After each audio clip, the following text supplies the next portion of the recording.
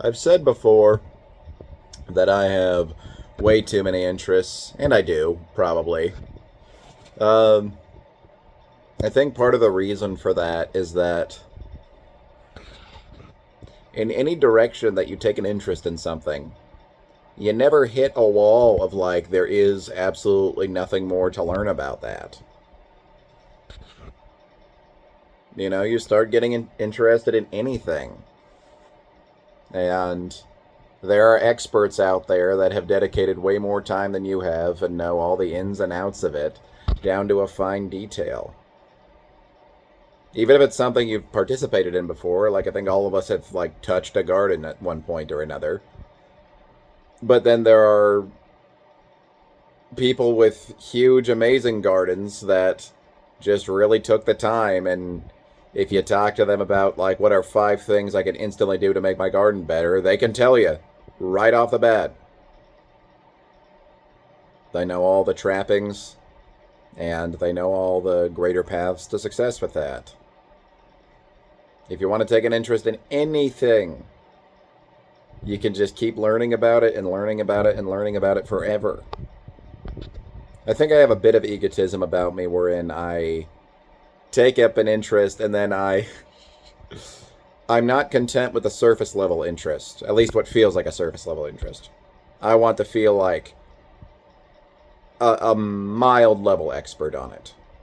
Probably not like I know 100% about it, but like I want to have some sort of competency in my knowledge of it. So I start looking into anything, and I just start falling down that infinite path of realizing that there's more and more and more and more that I can learn. I usually only stop because, another interest kind of floats by, and then I get obsessive about that.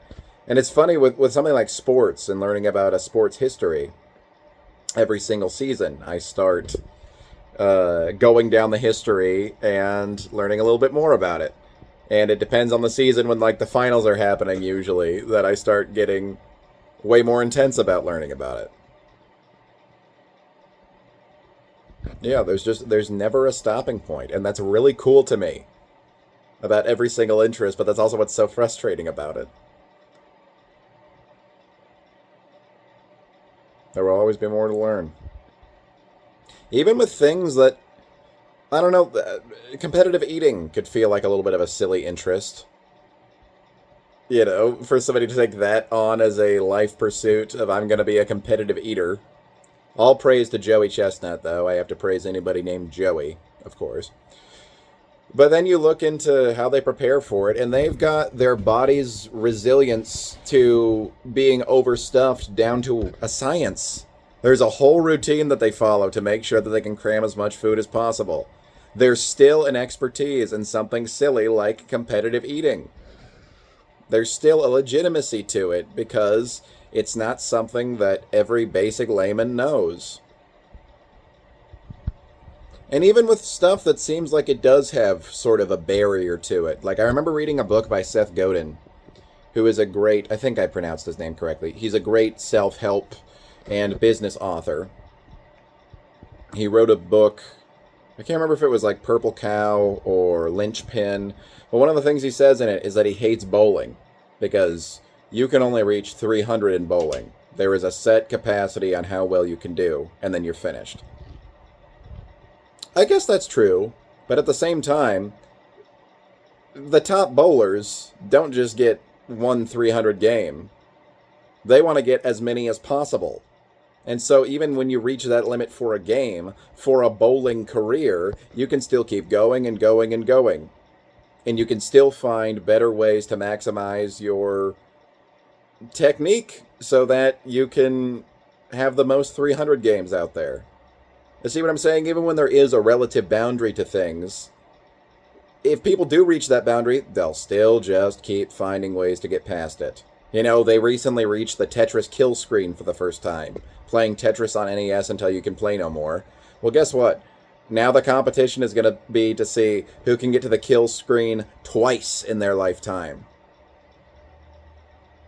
And it's a complete parallel to just learning more about reality in general.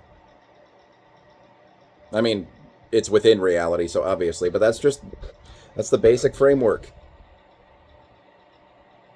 Any knowledge that you have at any given time feels complete, but then you look around and it's like you see that there's some soil around you that's loose, and so you dig it up with a shovel and there's more space beneath it. You can keep digging and digging and digging and digging infinitely in any direction. Like, there's not even a good visual metaphor for this. There is always yet more to discover.